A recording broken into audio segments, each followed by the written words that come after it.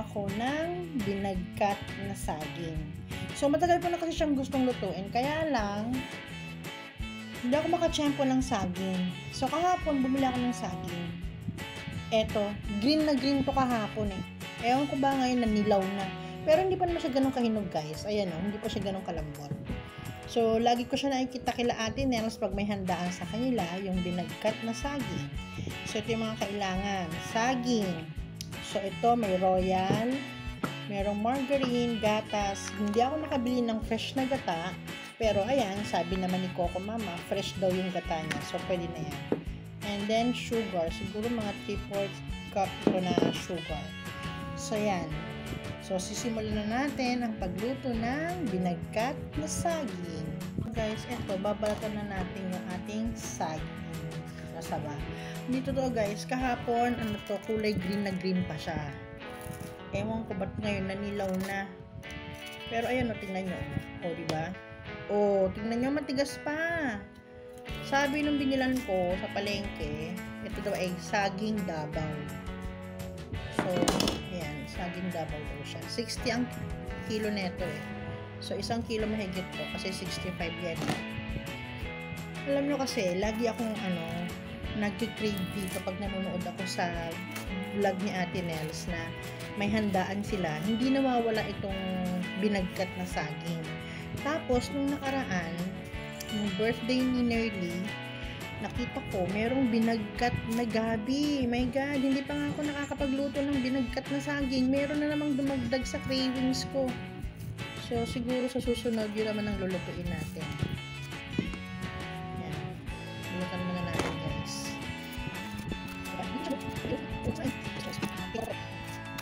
Actually, guys, nanood ako kaninang maga habang naglalaba ako sa YouTube ng mga nagluto ng binagkat. So, iba-ibang version siya. Yung napanood ko. So, ang gagawin natin ay yung version ko. So, tinignan natin kung ano. Kasi iba-iba talaga eh. Iba-iba ang version ng binagkat. Meron naglalagay ng gata, meron namang hindi naglalagay ng gata.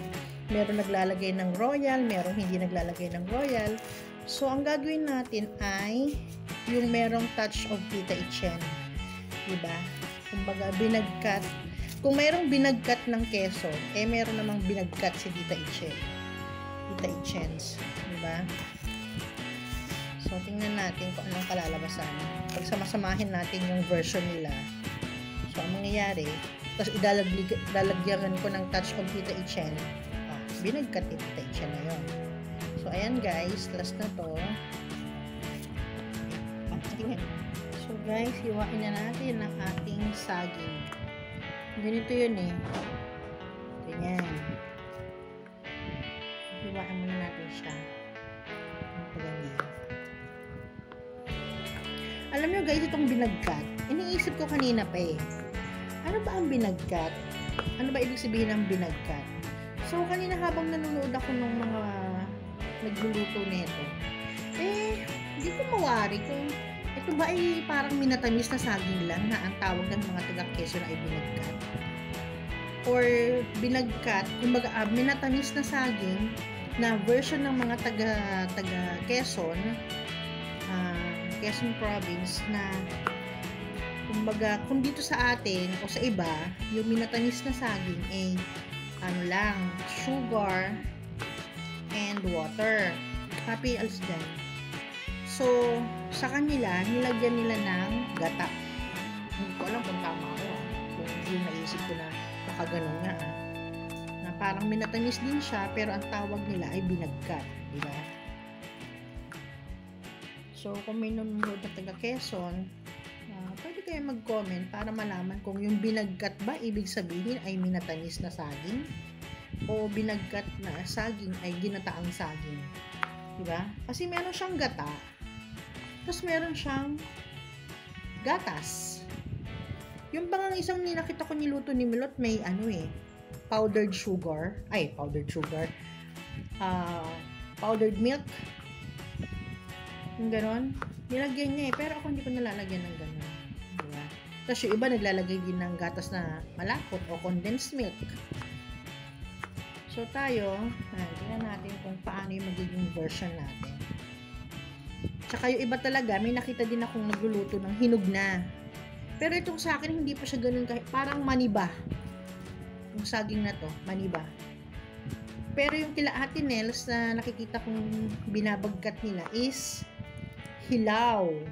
Hilaw talaga dapat. So, ito na siya guys. Yung ating saging. So, konti lang siya. 1 kilo lang to eh. So, start na tayo magluto. So, guys, ito na. Lagay na natin yung saging natin. Ito guys, asukal muna. Ayan. Lagay na natin lahat yun.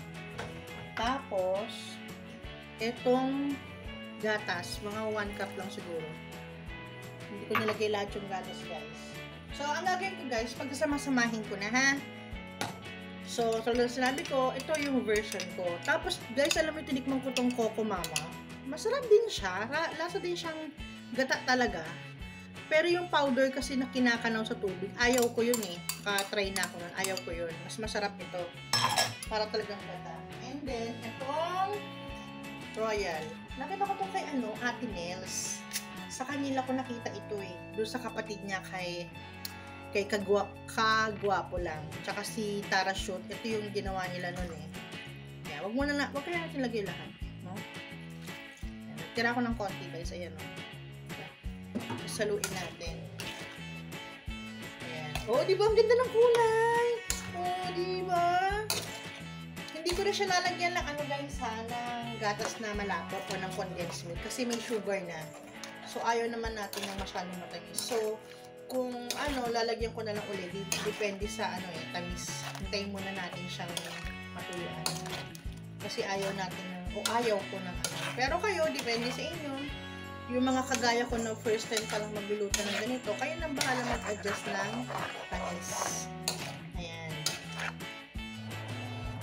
So, ito na siya guys.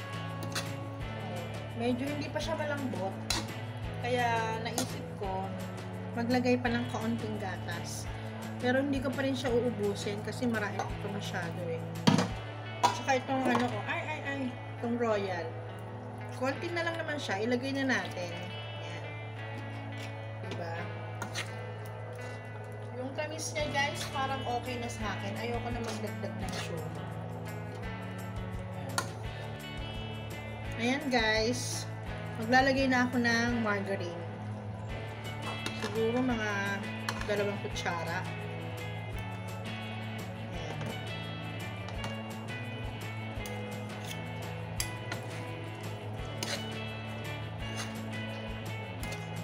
Ang sarap guys. Ang bango-bango niya.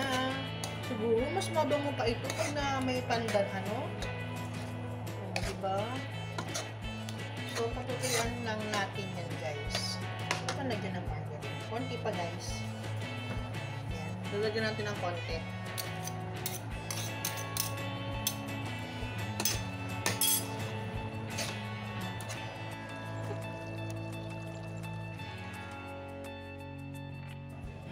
Ito na po ang version ko ng binagkat. Sana nagustuhan nyo. Thank you for watching. Bye!